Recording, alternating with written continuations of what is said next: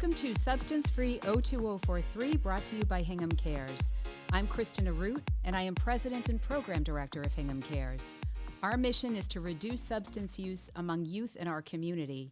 To that end, we bring educational programming into the schools, and we have a website, social media, and our podcast. With us today, our special guests, Rory and Chris Earley. Welcome, Rory and Chris. Thank you. Thank you so much for having us. Really appreciate it. Thank you for being here. So, Rory, you are a Hingham CARES board member. Yes. As of 6 months ago? Yes. Something like Yes, that? yes. So tell us what brought you to Hingham CARES. Okay. So I saw an ad on Facebook last year for the Making Healthy Choices meeting with Linda, and for my son, I took my son Ollie to that for 4 weeks, and it was such an amazing experience because I am really passionate about talking to my children early about alcoholism in specifically, but and it was just a great experience, and I was invited to be a parent partner, and then that turned out to be an invitation to the board, which I was so grateful for.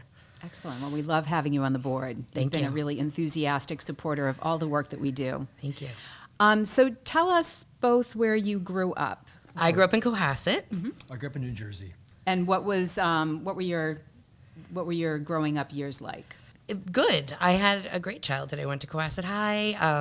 I grew up in an alcoholic home. My father was an alcoholic, but amazing person, full functioning, amazing job, but was an alcoholic. And so, but nothing overly negative other than the sort of emotional effect of growing up in an alcoholic home. So you're a South Shore girl. Yes. You ended up in Hingham. Yes. And what brought you to Hingham, Chris? Rory. So I grew up in New Jersey, a single parent household. There was addiction, and other than that, there were opportunities that I had, and so I came to Boston for school, and then met Rory, and she was from the South Shore, so we went to the South Shore, and it's been very nice down here.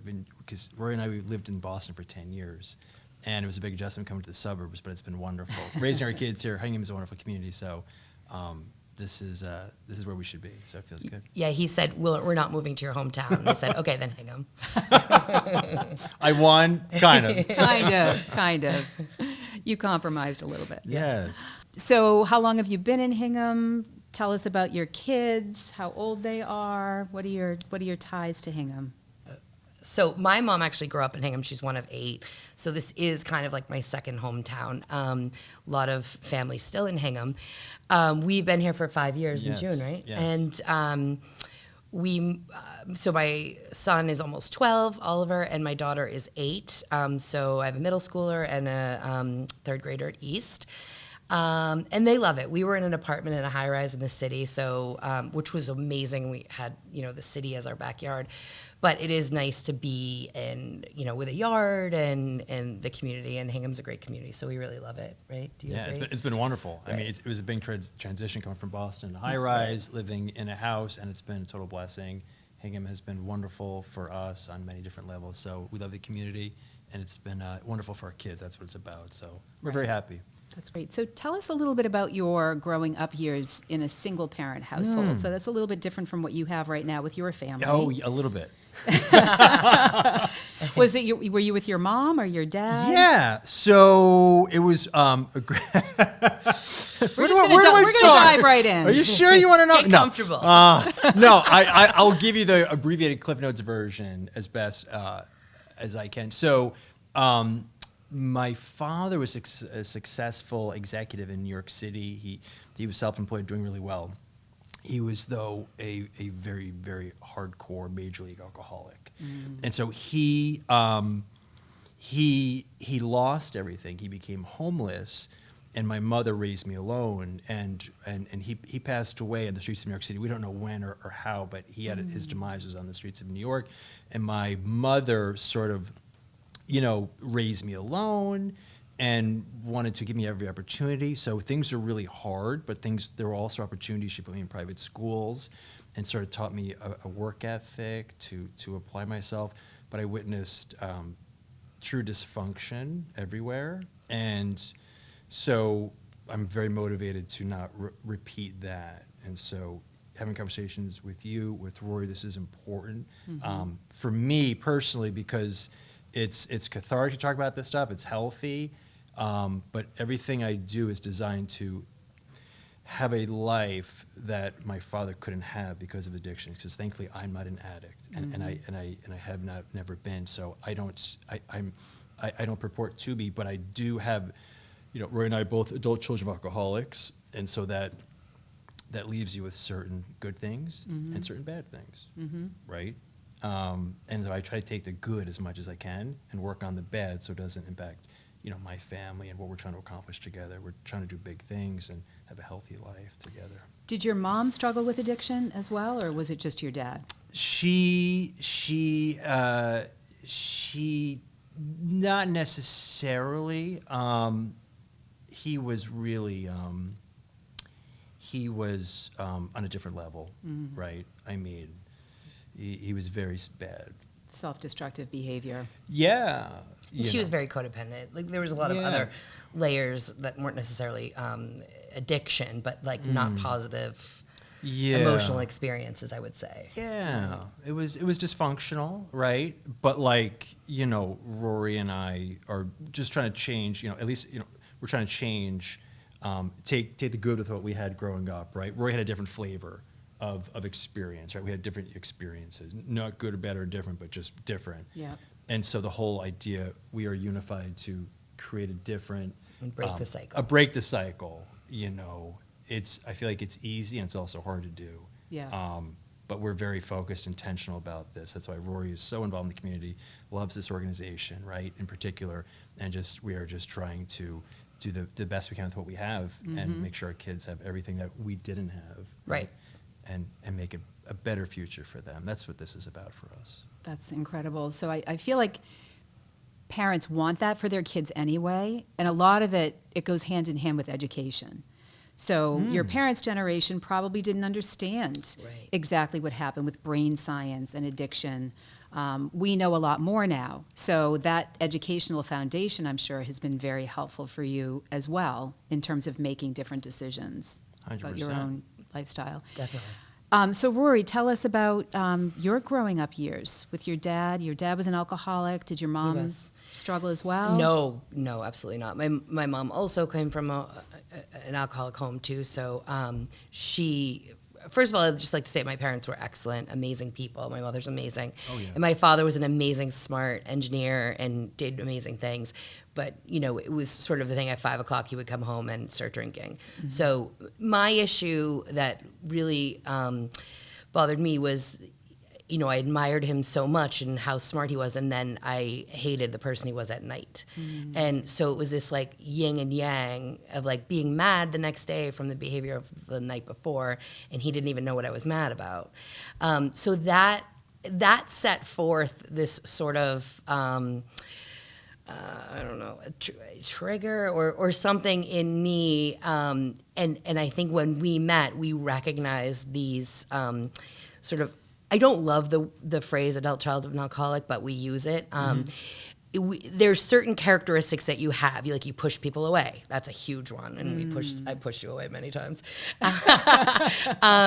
And like certain things, and you're super hypersensitive to everyone's mood. You walk into a room and you survey the scene, and so I feel like, but even though that could be viewed as a negative thing, it also has been a positive thing in that with empathy and I'm very caring and I can read your, vibes and so there's, positive things that come out of being hyper vigilant with reading the room.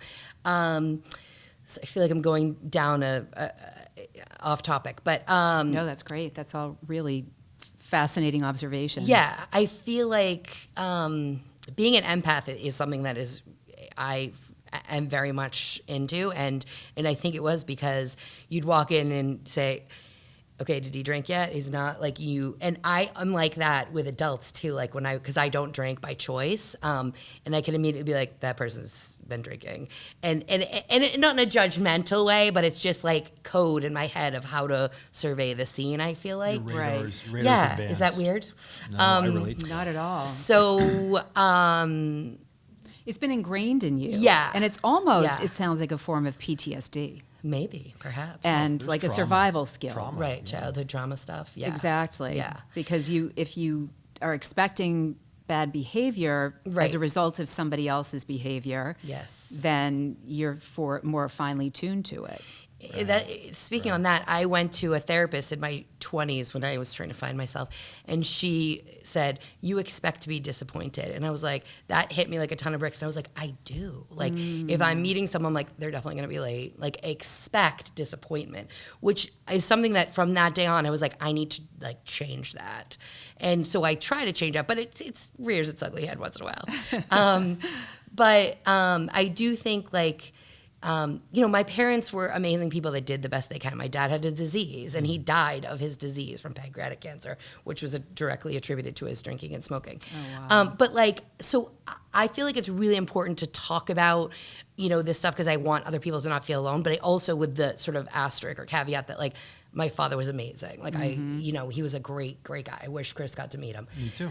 But, I do feel it's really important to talk about things like that are hard, like that, or I'm involved in a lot of end of life stuff as an end of life doula. Like talk about death, like talk about these things that like people, as an Irish person, like the Right. Irish lace curtains, like don't talk about it. We don't. Right. They are dirty laundry. Like I feel really. I think it's important to talk about these things to make people feel a little less alone in anything that they're struggling with. Exactly, because not everybody can talk about it. Right, And I think it right. depends on the phase that you're in Certainly. in the journey Right. as well. And it also depends on your age. I think, one of the things that we like about doing Hingham CARES Day, where we bring in all those speakers, is there could be a handful of kids in the audience that are struggling with exactly what's being talked about, but they Yes. don't talk about it because they're at a certain age where they don't know who to turn to, they don't know Right. what to say, they don't even know if what they're experiencing is normal or abnormal. So Right. having that person like you be very open about your experiences, I think, is an attractive quality. Oh, and thanks. yeah, and I'm sure it brings comfort to a lot of people. Yeah. So you've talked about some changes that you've made to your adulting as a result Yeah. of what you experienced as children. I know you, Rory, you live a sober lifestyle. Yes. Chris, you don't. You drink on occasion. Yeah. You've made that decision, which, Yeah. as an adult, we all have that prerogative. So I'd love to hear from each of you how you came to that decision and how it manifests itself today, and how the two of you can remain in sync where you're doing something slightly different. Yeah. So that's a little bit of a loaded question. But Yeah. Do you want me to start? Or do you want to start? Well, let me just, I'm going to answer that and just back up to the start of our relationship is we met and, she didn't know my story, I didn't know her story about her upbringings, and that we were walking on the Charles River one night. It was a late spring, and I shared with her my story, and she was... No, I shared my story, Oh. which pushed you to But share I your never story. shared, childhood friends, other people I was in relationships with didn't even know, like, my stuff. I called him the iceberg. The iceberg, but when she said that, it was like whiplash, like, oh, I can roll with her. This is a safe space. Right. She Just like we were just understands. talking Yeah. about. Right. And so yes. that to me was a pivotal moment where it's like, she's different, she gets me. And so that's the genesis of what of got us here today, of trying to, I keep talking about, change the narrative, being intentional about it. We're not just arbitrary random parents, chaotic household. It's like, I want a smooth household, and that's what we have engineered through intention. It's simple, we always say. Simple. Like, It's a keep things simple simple. home, because you need to think about this stuff, because we don't want our kids having PTSD and trauma and hiding booze. Right. We don't want that.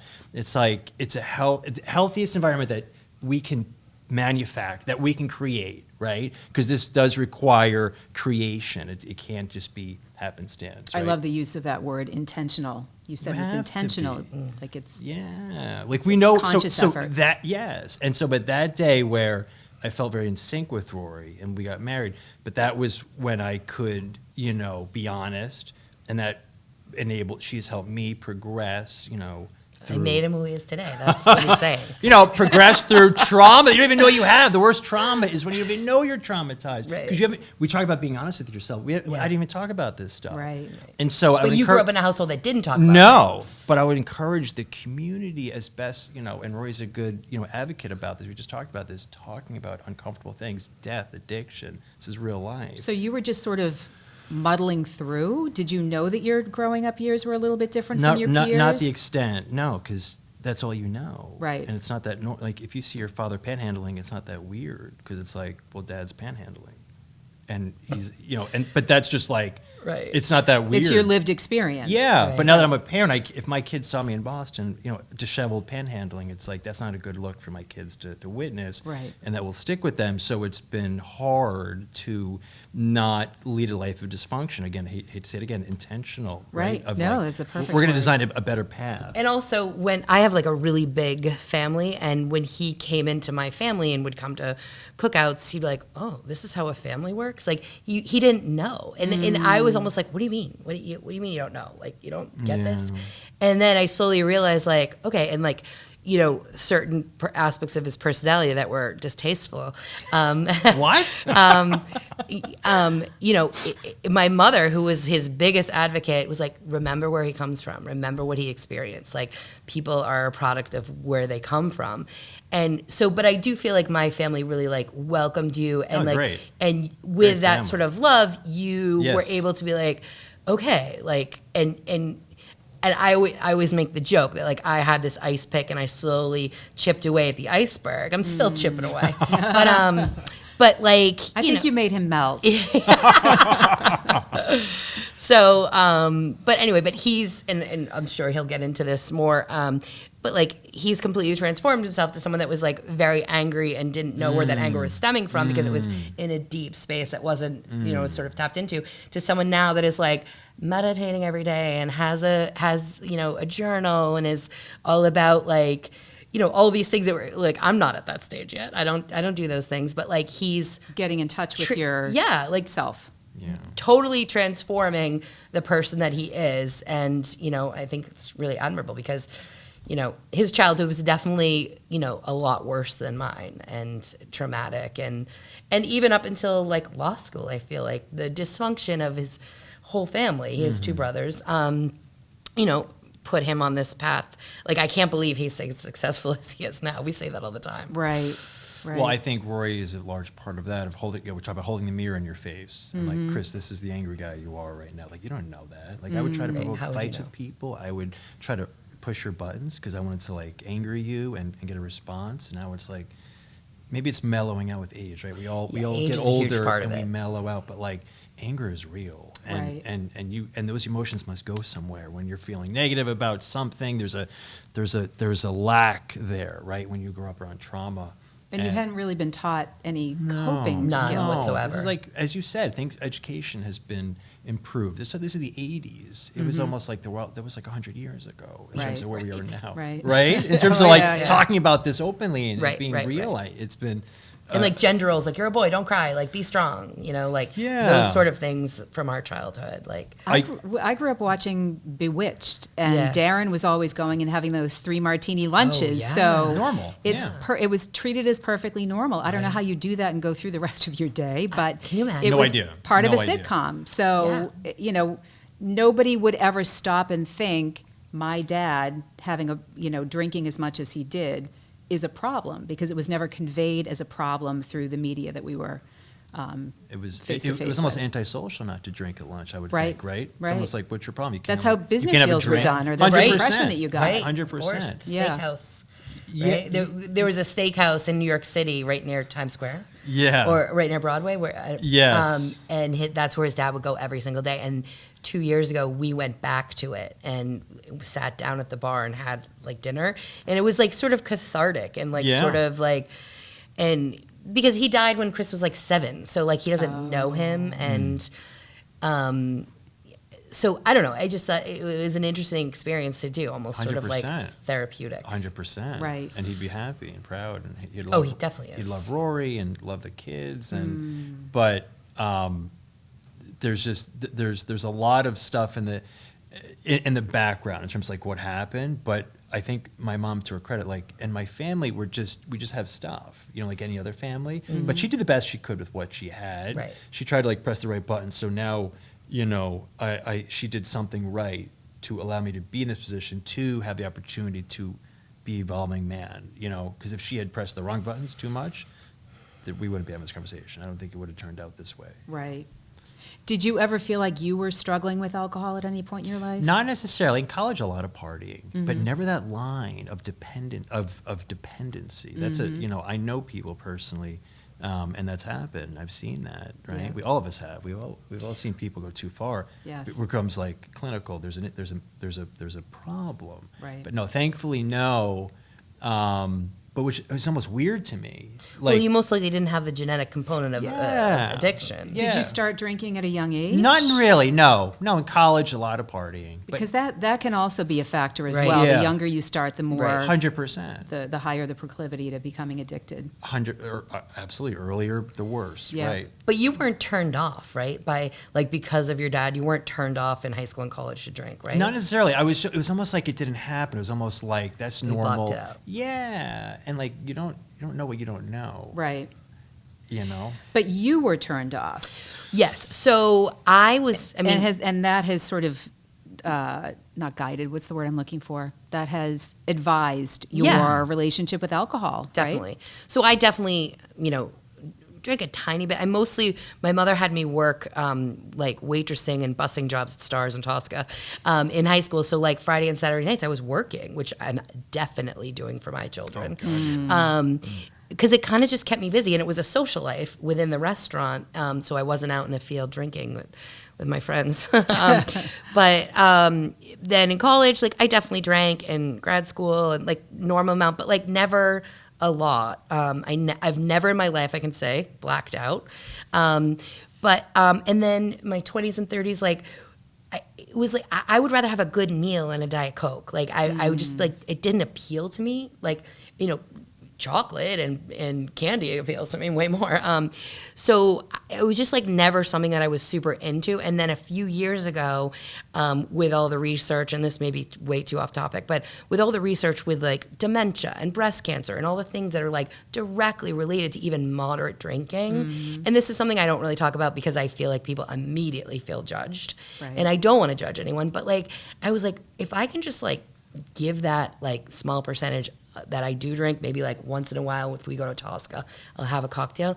I was just like, I'm going to completely cut it out and reduce my risk of those things, It has been a little bit difficult socially because when you do go out, people feel completely, if you're like, oh, I'm not going to drink, they feel that it's a judgment on their drinking, which it's Right. not. Right. I don't care. And I'm mostly the designated driver. My friends actually love it.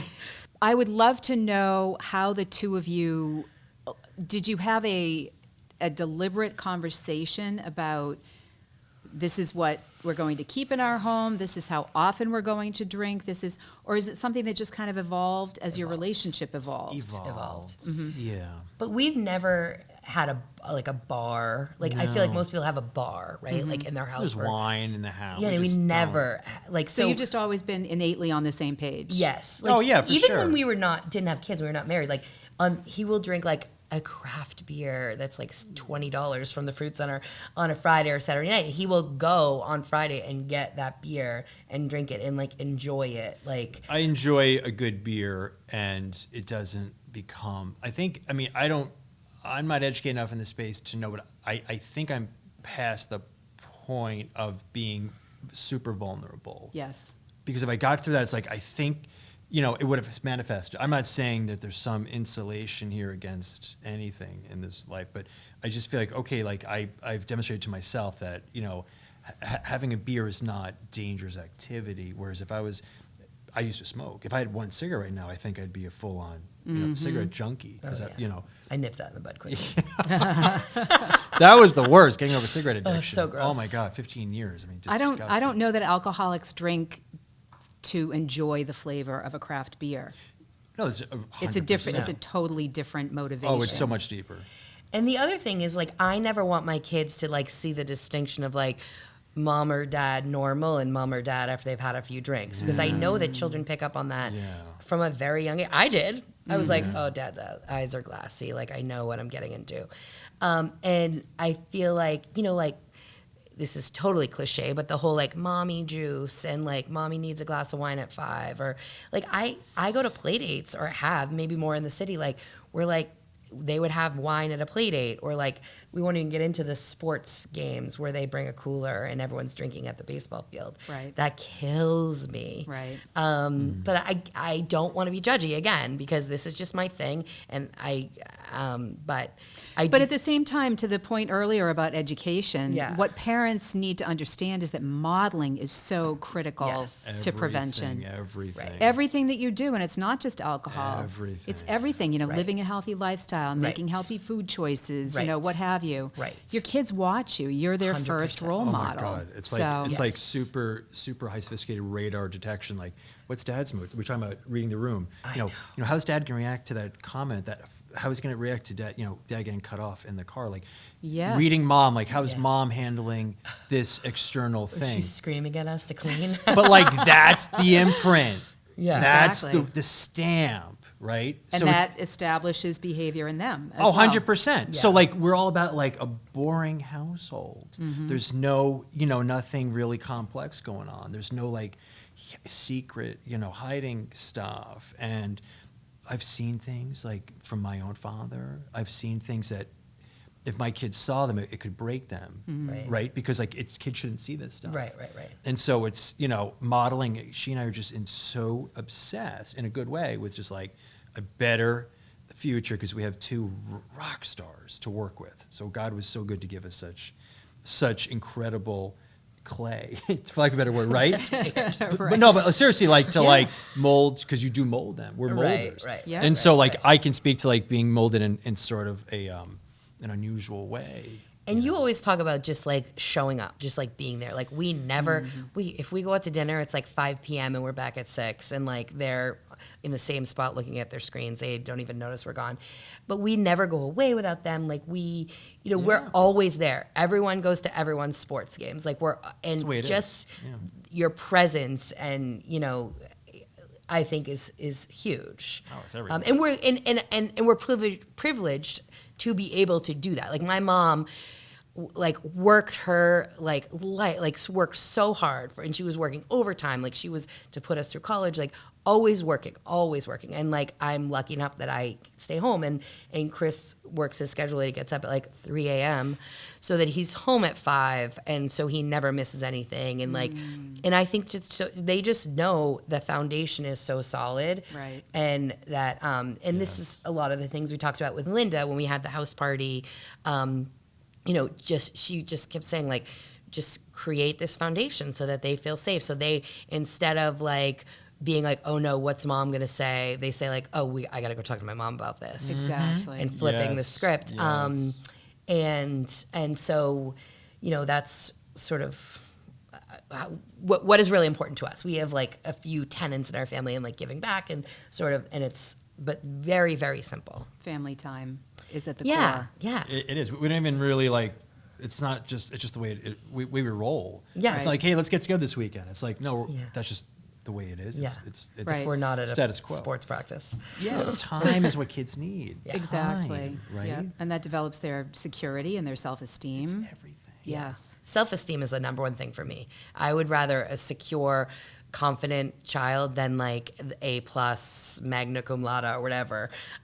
Because I think I think my confidence in life has gotten me so far. And that was certainly my mother's doing. My mother instilled such confidence in us. And like my sister and I are like, she's a business owner, like we're so confident and such strong women because of my mom. And I just really want my children to be like that too. Right. Because that gets you farther in life than grades and Right. Absolutely. Right. Absolutely. Can you share any anecdotes about, you've talked about a little bit about the choices that you've made and not wanting to come across as judgmental to your peers. Right. Any anecdotes about people who've either embraced what you've decided to do, the lifestyle that you've chosen, or anecdotes about pushback that you've gotten? I can go quickly. So embracing, like there's several people in my like sort of orbit or circle of mom friends that I love that are actually recovering alcoholics that are in the program. And I love that because I can really talk freely with them about how I feel because, and I love their perspective. And, we know when we go out to dinner, we're having a Diet Coke. And, so that's been great, and I love to be super supportive of them and in their journey, and I love to hear about it. And as far as, I mean, it's nothing major on the flip side of the coin. Just sometimes, just like, oh, you don't drink. Like, I mean, every single time I've met a new person, it's like, we should grab a glass of wine together sometime, and I'm always like, sure. And then I go and I don't get wine, but never. I mean, my personal opinion is it's a sensitive topic in the same way that, you know, a woman's weight is a sensitive topic or whatever, you know what I mean? It's very personal and people feel judged immediately. So I try not to talk about it, despite the fact that I am very passionate about talking about it. You know what I mean? So early on, did you feel like you had to make excuses for your lifestyle, or have Never. you always felt confident in that because I choice? am very resolute in my decision and why. And I'll be like, no, I don't drink. I grew up in an alcoholic home. I don't. It's not my thing. Right. And like I'll be self-deprecating and say like I'm too much of a control freak to let go of any control. And why are you laughing? That was evil. But yeah, it's mostly all positive, you know. But like I follow a few sort of like on Instagram or something, these like health gurus that are really talking about like the amount of alcohol that is healthy is 0 alcohol. And I'm like, oh yes, I really agree with that. And like I really think like, you know, it's just the norm. Like everyone, let's get a drink. Let's grab a drink. If it's Monday night, let's grab a drink. Right. And but mostly I'm not in like the working world. I'm, you know, in like Ubering my children around. So like it's not even that big of a deal anymore. You know what I mean? It's not like I'm out with colleagues and I feel left out. But anyway, yeah, mostly all good. You know, Rory doesn't drink, you know, by choice, and I do drink, you know, very moderately by choice, right? And so, and that's cool. Like that works for us, right? And that's just like that works really well. But you know, when I sit here, it's like we have it's so much work to parent, you know, and to you know, I didn't. There was no modeling of like a normal marriage, Oh yeah. nor modeling of like childbearing or, you know, rearing kids. So a lot of this is like kind of on the fly. And this is hard freaking work, like really tough. And I can't speak, you know, for you, right? I don't want to, but I know for me it's just challenging.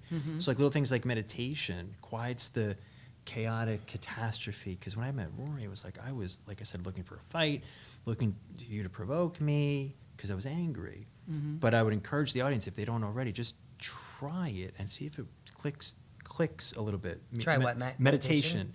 And little things, because that has quieted the noise for me personally. Whatever it is, if chess quiets you, if you're playing Frisbee, whatever it takes to, because I know a lot of people listening to this can relate to anger, can empathize with being weighed down by stuff, right? And so whatever your portal is to some lightness, that's been transformed. I'm right now writing a memoir about my experience, because there are a lot of kids that come from the environment that I came from that are not as lucky, that they didn't get out, that they are bogged down. So my perfect world coming from this, you know, what this book would bring is speaking to kids who are struggling, like, you know, Alateen perhaps, you know, just kids that are in these chaotic environments. There's booze everywhere. There's booze in Hingham, there's booze in Weymouth, there's booze everywhere. There's booze all around us. Right. And so there's just a lot of kids growing up in these homes, right? And there's dysfunction. And but as we talked about, which keeps, you know, I keep thinking about, is talking about this stuff, honestly. So I'm writing a memoir so my kids know about Dad, so they get like why Dad is the way he is, so they can maybe glean some insight, because maybe they can relate to it. Maybe they have some feeling, you know, no matter what we're trying to do in our household, maybe they can relate to part of my story about my view of the world and how I think. And so, but it's very cathartic to write, right? To write the story. And it allows me to, it's like my father's memory lives on, right? Because my family, you know, they're all good people. We just had issues. Like every family, you know, everyone listening to this, there's issues in the family. Right. Some deeper than others. But my problems are my problems, right? Other people, they have their own problems, right? Right.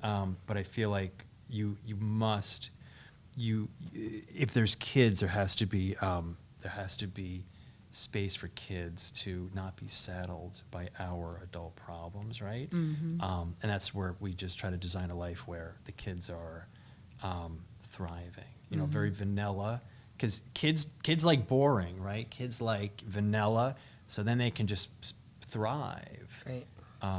So I just said a lot, but I just feel like a lot of people can relate to this stuff, right? Dysfunction, trauma. Right, and I think that there's always that element of trying to keep up with what everybody else is doing that creates stress. So to hear you guys talk about this very boring, vanilla, plain kind of Simple lifestyle life, that you yeah. live, simple life, there's a lot of appeal to that. I mean, I'm thinking Little House on the Prairie, you know? Well, yeah. In a cabin in the woods. But I think We do a lot have of electricity. No, okay. indoor plumbing. yes. A great show, by the way. I love that show. Oh my gosh, love that show. Michael Landon, oof, he was a great. He Pa died of Ingalls. cancer. Yes, I know, so sad. No, but that element of simplicity in a chaotic world is so important. You want your home to be kind of a harbor Right. in this 100%, world. safe harbor, yeah. Yeah, 100%. and to build that out for your kids so that they have a place which you didn't have and you didn't have growing up. You didn't go home and feel like, I can sigh now, I can take a deep breath and feel comfortable. You didn't have that. So you're creating that for your kids, which I think is very commendable. Thank you. Thank you. And I love the fact that it's intentional. You use that word intentional.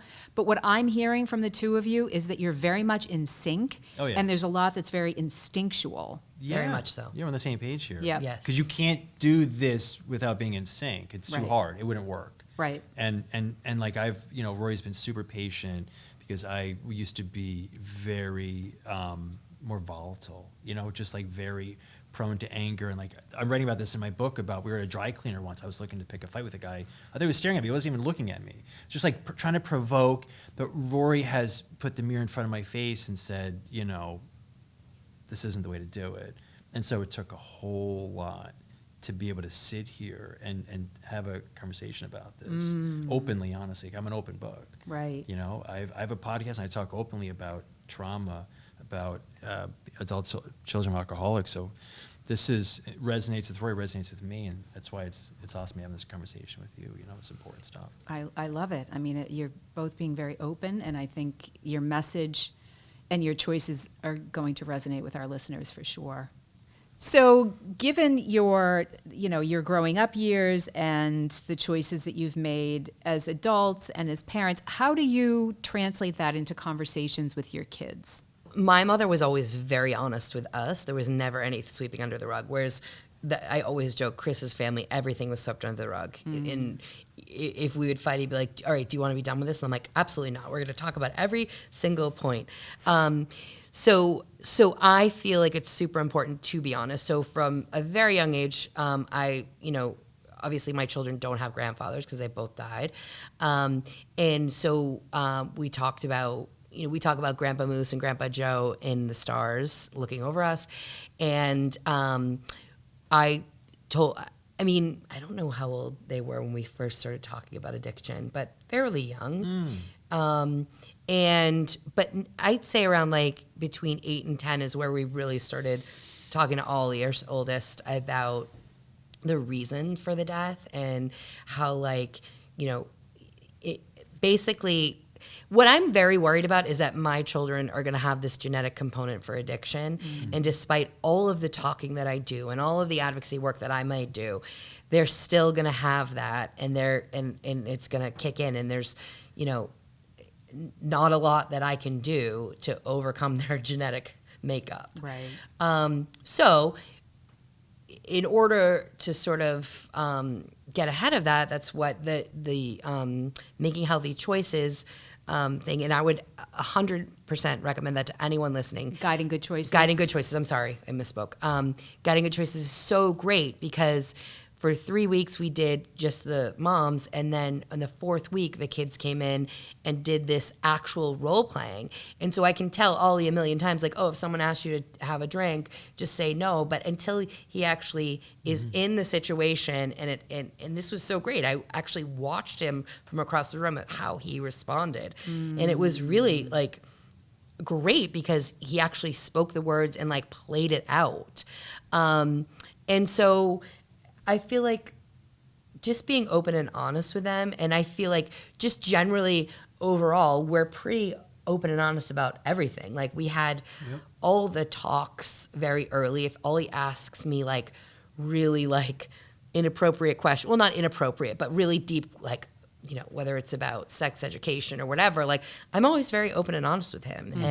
And so I feel like Alice is only 8, so we've talked to her a little bit about smoking and drinking and, you know, how it's not healthy and we have to make healthy choices. Especially, I'm sort of framing it, they're both like really great athletes. And like, you know, like as an athlete, you have to, you know, put good food in your body, and we're still working on the good food with them because they don't eat anything. But, you know, and so I just think if we like just keep talking about it, like, and the other thing from the Guiding Healthy Choices, one of the things Linda mentioned was, you know, making sure that your kid feels comfortable, like if they're in a gym or they're with a bunch of people that are drunk, like that they feel safe to call you. And I always tell that to Ollie. I said, I will never be mad at you. Like, I want you to be honest. Like, always be honest with me and I won't be mad. And so, and like little small things, like, we've seen him, you know what I'm saying? Like being honest, like he'll lie and then he'll immediately came and say, no, I'm sorry, I was lying. And so like that sort of like relationship, I think, is just building up. Because a foundation of honesty. Yeah, and I know he's going to drink and I know he's going to, you know, whatever. But hopefully he can, you know, make good choices. But if I could jump back to the house party that we had with all the moms, I think there were like 12 moms there. Everyone was talking about their, so like, what are we going to do about drinking and smoking? And then one woman was very concerned about marijuana gummies. And then at the end, my friend, who's actually a recovering alcoholic, whose brother-in-law passed away from drugs, from an accidental overdose, said, you know, alcohol and weed gummies, like I'm not even worried about that. Like I'm worried about my teenager taking one pill and dying. And so, and I was like, oh wow. So I think like with all the fentanyl and all the stuff that's coming out, like, so that really sort of changed my perspective a lot too. Like we really have to drive home that like you'd never take anything, like never take a pill, never take, you know, like it's a whole different ball game than having a 6-pack with the boys after a game. You know what I mean? Right. So I'm trying to like start that conversation as well. It's a far more dangerous world. Yeah. And you walk that fine line between making sure that they're aware of the dangers that are out there and getting so carried away that they are dismissive of it. Do you know what I mean? Right. Yeah. That's always the fine line that you walk as a parent with any issue. But certainly in today's day and age, like you said, you know, fentanyl's found in everything. Yeah, and so it's the tiniest dose can take someone's life. Yeah. Yep. Rory just said a lot, but the first thing she said, hit me with a ton of bricks, is we can't control genetics. Like we can't fight that fight. And that's so really, scary. that's scary to me and her, right? As we try to, so like, we can control what we can control, and that's it, right? So the foundation of honesty you're talking about, like that's what this is about, foundation, right? Like solid, you know, you can talk to dad about anything, talk to mom about anything. Because if they have that access to their parents, it's like they're less likely to go off the reservation, I feel like. Yes. Or be secretive and hide stuff. But anything, they could go off the reservation, like, but hopefully they come back without some serious damage, right? Right. Because there's different levels of going off the reservation. Right. You know? So hopefully they, you know, because we're going to get pushback and, you know, I hate you, mom, I hate you, dad, you know, when the teenagers we're already getting that from our preteen. You're the worst mother in the world. Yeah, of You're course. the worst father. You're not coming. Well, they know everything. We know nothing. That's the way this works. Right. But like, hopefully, you know, the modeling, the role playing, like, again, clicks That's those. so great. Yeah, clicks those buttons Right. that they need to deal with this more dangerous world that they're in. you know? Exactly. It's And gonna get more dangerous. Linda had this amazing way of framing it. If someone says, hey, do you want to smoke this joint?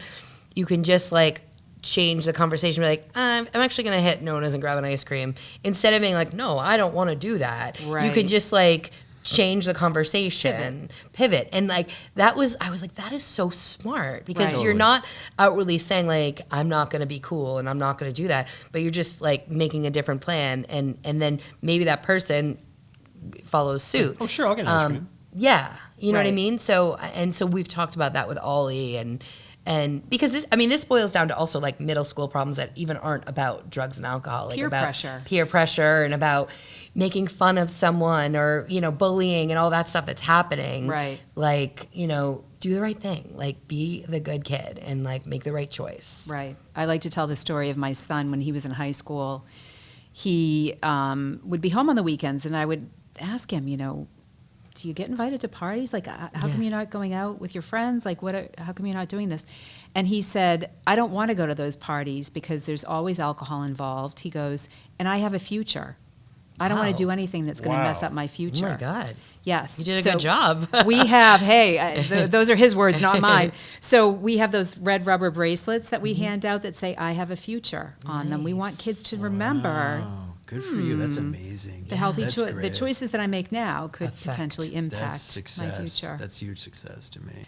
So do you have any specific advice for parents in particular on how to encourage their kids to make healthy choices around substances?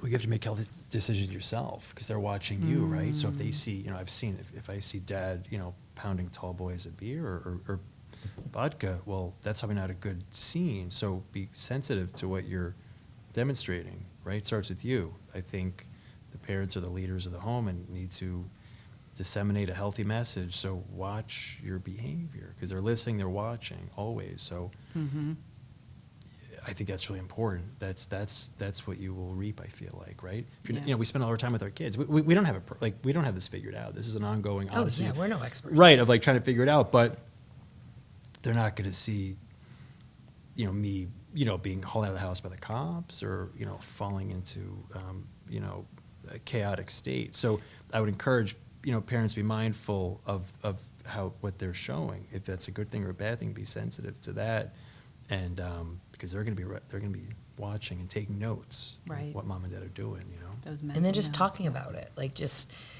not sweeping it under the rug like Chris's family did, and just like, you know, saying, because many of my friends who have older children said, you know, there's so many house parties in Hingham, and the parents provide alcohol, and the view is, I'd rather them be safe in my house, and so I think if you just talk to your kids and say like, this is going to be like so abundant and readily available to you, and you know, describe to them, well, specifically in our case, describe to them like their where they come from and who they come from and how dangerous that could be, and then just keep an open and honest dialogue. And I think that's all you can do. I mean, you know, we did so much stuff as teenagers and snuck out and drank, and so I don't think my children are going to be perfect, but I hope that I can give them as much information and open communication so that they, you know, do the right thing. Right. So often. That's great. Modeling and communication. Yeah, I think. I love it. That's perfect. Do you have any advice in particular for young people? And we can talk down to, you know, middle school age or high school age or older, but for young people on how to make healthy choices around substances. Well, I have noticed that mocktails are a new big thing. Like I'm obsessed with social media, and I see all these young 20-year-olds, especially in New York City, that like there's like bars that are just mocktails. There's mocktail lines of, and it's sort of like, I think that the pendulum is swinging the other way, that where people are deciding, like especially since people are being so healthy now and like, you know, wanting to biohack and all that stuff, that like it can be cool to not drink. Like it's, you know, and you don't have to drink to be cool, Right. or smoke or whatever the substance is. I mean, I think we've talked about alcohol a lot because that's sort of like our frame of reference, because that's where we, you know, And it's the most common substance right, used. right. So, so I just think I would tell a young person that well, I mean, I'm old, so I feel like it sounds like an old lady telling you what to do, but you know, just that, like, you don't have to drink. Like, you don't fall into the peer pressure, like just, and then maybe I would share, if it was appropriate, like the actual research that's coming out about the health problems that could be directly attributed to even moderate drinking, you know, like, and that it's a slippery slope. Like, I think I'm 45. I feel like many of my age women are very slippery slope, like glass of wine at 5 o'clock every night to deal with the chaos of kids. And like, you know, they don't think they have an issue, but if you're drinking every night, I think that might be a little bit of an issue. I mean, and I say that without judgment, but I just mean, so I don't know, maybe share our experience and tell them they can still have fun without being intoxicated. Right. I do. Yep. There is life without alcohol. Yeah, exactly. Yeah. And just to layer on your question, there's also the audience that maybe the young kids, they're growing up around the addiction, Right. but they're not themselves really they're making good choices on their own, but they're involved in a tough circumstance at home, right? That's a situation which can almost be more complex, because like you're trying to, you know, follow your compass, and you're 14 years old, and you know your brain is still being developed, and so you can't control what happens in the house. Like, you can't control mom and dad, right? So those are the kids that I relate to the best, because, you know, that's dysfunction, right? And so I encourage if there's anyone wants to talk, like, reach out to me, and Rory too. Like, we are not the experts in the field. We are experts in our story and coming out of a tough story and making a better story out of that, right? So that's, you know, there's two types of kids. There's three types of kids. Kids that aren't really having any issues with substance abuse, those that are having substance abuse issues or in the precipice of it, and those that are growing up, because it's worse if they see mom and dad with substance abuse issues. It's hard to go the other path, because that just creates, you know, emotional lacks and just a lot of dysfunction. So those are the kids that I'm super sensitive. Those are the kids I want to. That's why I'm writing my book, is to speak to them, because it's a tough weight to be surrounded by addiction, be it one parent or both parents. You're like on an island unto yourself almost. Yeah, And they think it's normal. Like you said about yours, like both parents are drinking every night. Like, oh, that's the norm. That's what happens. Right. They don't know. Right. Yeah. You know? Yeah. And more times than not, that in my research and just reading leads to a life of failure. You know, on some level, because there's something weighing the person down, right? And those are the kids that I'm very sensitive to, that growing up, you know, they're going to be more prone to a more difficult life. Right. So you really have to really work hard, I think, to make good choices the best you can. And not even just addiction, but the emotional impact Oh, yeah. of growing up. Like, that was my situation. Like, I never got into drinking a lot, but I definitely had some, you know, emotional stuff going on from my Me too. childhood. Me Right. too. It's hard not to. Anger, stuff like that, you said. Yeah. Right. It's, Right. It's really hard, but that's why we're trying to, you know, just, again, rewrite the narrative and do a little bit better. Because the way we parent is the way our kids will parent, in all likelihood. So you're talking about generational stuff. Right. Right? This isn't just like our kids. It's our kids, kids. Well, you're developing behaviors that you want them to adopt. You're modeling behavior Yeah. that you want them to adopt, as 100%. opposed to what the two of you are doing, Yeah. which is, let's do something different from the behavior Very well that said. we- 100%. that we grew up with. 100%. Yeah. I saw a quote recently, like, generational wealth is like calm, happy, like healed home. Like, that's generational wealth, not money. I like it. You know, like I sort like of it. like, Little House on the Prairie. yeah. We're circling back, Kristen. You need to take fiddle lessons. Such a good show. Okay. And then when she lost her vision, the whole. okay. you know, Oh, this I is know. Terrible. What happened? Horrible. But I do still laugh every time I see Carrie falling down the hill. That does make me laugh. It's a great show. So, Chris, you have a podcast that addresses these issues and more. Would you share with our listeners where they can find it? Yeah, so it's called the Early Show Podcast. So I'm a personal injury attorney, and I like to speak to other personal injury attorneys who have been through hard circumstances of some sort, right? It's not a cookie cutter, where'd you go to law school type of show. It's a conversation with people who are have succeeded, notwithstanding very tough odds. People who have grit, people who just fight. That resonates with me. And so I have a lot of inspiring guests on the show. So I would encourage you to check out. It's called the Early Show Podcast. And that's EARLEY. Yes, Oh, yeah. two E's. Thank you. So even if you're not into the law, you may can glean something, because they say success leaves clues. So I'm always studying successful people and seeing what they're doing. So hopefully there's some value there for the audience. So I encourage you to check it out for sure. Excellent. Great. Well, thank you both so much for being here. This has been a really great conversation. Yes. Thanks for having us. I just want to say thank you for having us. I'm humbled that you chose us to be on the show. I really appreciate the work you're doing in the community, so keep doing it. If I can help out in any way. Obviously, Rory is, sleeves rolled up helping, but if I can do anything, I would love to. So thank you for everything. Thank you so much. Thank you. Chris. I love being a part of it. Awesome. Thank you, Rory. Sure. This has been Substance Free 02043, brought to you by Hingham CARES. Our guests today were Rory and Chris Earley, and we hope that you will tune in again.